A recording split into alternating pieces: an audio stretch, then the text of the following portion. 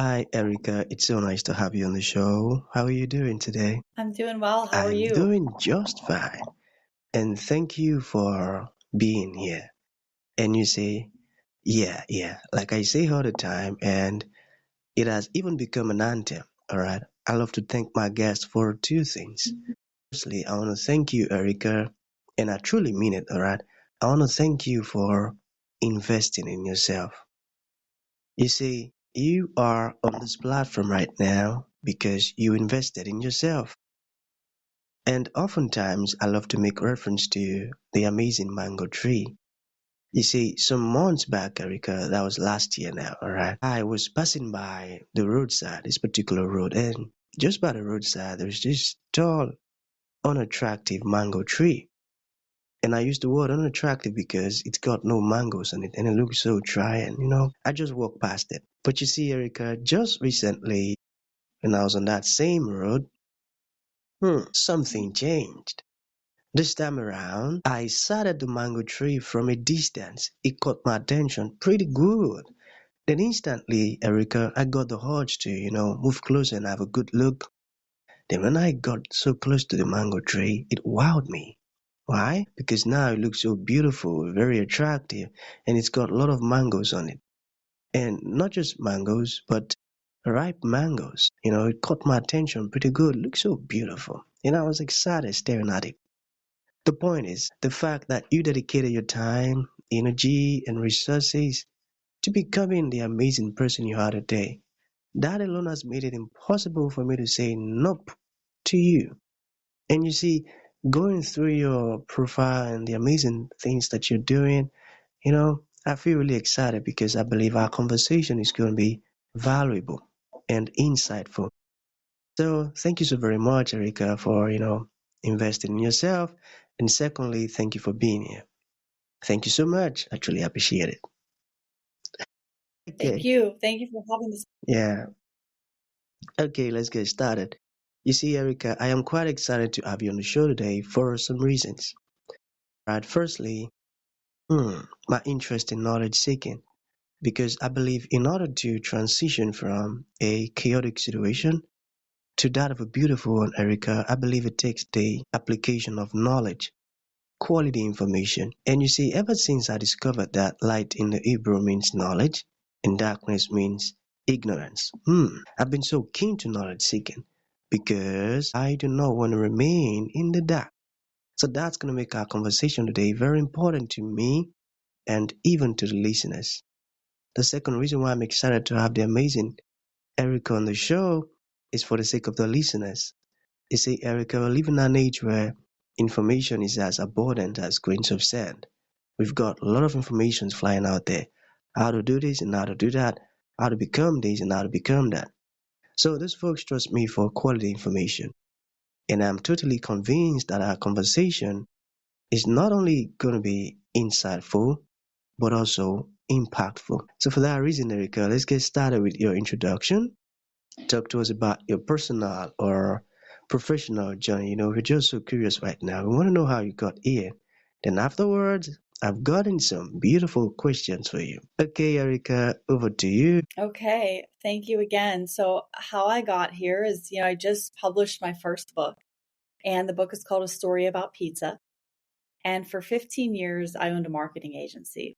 And I really got to the point in my agency where I really felt like I needed to make a change. And during that time, I was having, some family issues where my dad had heart surgery. So my family and I moved from Tampa up to Pittsburgh, Pennsylvania, and I decided to help my dad with our family business, which was a pizzeria that my grandfather opened back in 1960. So I said to my dad, "Hey, it'd be good for you to get out of the house. I will go with you. I'll help you with your marketing." And that's how the journey began. Amazing. Beautiful. And you see, just recently, I think that was still last year, I tasted pizza for the very first time. Pepperoni. That was the one I had, and I enjoyed it. I loved it, you see. Okay, that's a beautiful one. Okay, so I want you to give us this is going to be the first question. Maybe some background histories related to pizza. How was it formed and who came up with the idea? Do you know? Yeah, absolutely. I mean, many centuries ago, pizza was started. The first pizza was a flatbread pizza, and it was over in Europe, and people would make the flatbread and they would use just ingredients from their garden. And then with the very first pizza was called the margarita pizza, and it was made for royalty, and it was a tomato sauce, a fresh mozzarella, and a basil pizza. And then suddenly during, the war, a lot of people started to eat pizza, and pizza kind of came over to America. And then you started to have, immigrants come over and open pizzerias. And then you started to have pizza chains. And now we have like a blend, a variety of all different pizzas from all different cultures. That's right, and I never knew that. That's why it's very important to bring amazing guests on the show. You get to learn amazing stuff. Thank you for sharing that. So you mentioned the family business started with your granddad. Give us some, maybe some background to that. How did your grandfather's journey began or begin? So my grandfather was an Italian immigrant, and he was a coal miner, and he and his family, they came over from Abruzzo, Italy to America, and they had nothing. It was my grandfather and his three brothers and his mother and father. And his father went to work in the coal mines, and my grandfather was pulled out of school when he was about 9 or 10 years old, and he went to work in the coal mines, and that was the way of life. And his dream was to make pizza. And so he worked in the coal mines for many, many years. He developed black lung. He saved his money. And then one day the coal mines closed, and he decided to pursue his dream of opening this pizzeria. Wow, amazing. Okay, so let us get personal a bit. What are some of your favorite Italian recipes? Can you talk to us about it? Yeah, absolutely. I mean, there's so many. So obviously, like, I love pizza, but the book has recipes in it from our family. One of my favorite recipes is the pasta visual recipe, which my grandmother used to make this pasta called pasta visual, and it had like kidney beans, like dark red kidney beans and light red kidney beans. And it had like a red sauce and like these little pasta noodles. So later on in life, my dad kind of took this recipe and he started putting, hot sausage and vegetables grown from the garden, and he still added the beans, and he still has the red sauce with it and the pasta, and we put Parmesan cheese on it, and it's just a super delicious recipe. Amazing. You see now, I just feel like having something like that too. So how does it feel, handling the family business? How has the journey been? The journey's been very interesting because it was my grandmother and grandfather, and they initially bought a building owned by Berwyn White, who was the people that owned the coal companies, and they opened a market. It was an Italian market. And they were looking at how they could take care of their family better. And so they decided to start selling pizza out of the market. So my dad was born at the time, and he and my grandfather would go take pizza orders down to the factories to people. And people really started buying the pizza. And then all of a sudden, the market kind of became a pizzeria and became a restaurant. And we started to add recipes, like we have a homemade wedding soup. We have homemade chicken cutlets for a chicken parm sandwich. We have a meatball recipe from my great aunt Rose, that we have a meatball appetizer. We started making focaccia bread, and it really just became this like very beautiful family heritage, family recipe type place. Wow, I got that. Okay, you see, you're beginning to open my eyes to some amazing things about pizza. And it's amazing. Okay, so let us talk about why Italian cooking is so unique. No, there's this time I came across Italian spaghetti.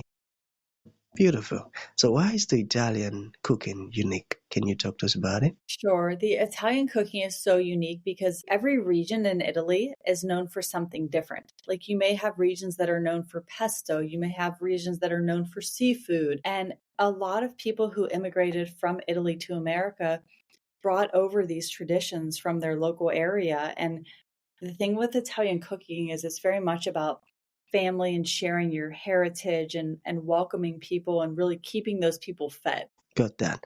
So let us talk about your book. Okay, what inspired you to write the book, and How did you come up with the title? Sure, sure. I mean, what happened is, my father and I started going into the pizzeria after his heart surgery, and I started looking at all the old pictures and all the old relics that were there. And we would have about a half-hour drive into the pizzeria. And so my dad would tell me all these stories. And I just became so inspired by just the whole history of it that I decided to go ahead and write the book. And kind of towards, I think, the beginning of the book, I just thought, like, what would be a good title? And I thought, like, a story about pizza, because the whole book centers around this man who had this dream of opening this pizzeria, and his journey from hardship to, never giving up on his dreams, to really going ahead and really achieving what he wanted to achieve in life. Brilliant. That sounds like a very interesting book. Okay, so for folks who might be interested in, getting the book and they ask something like, what are the main takeaways from the book?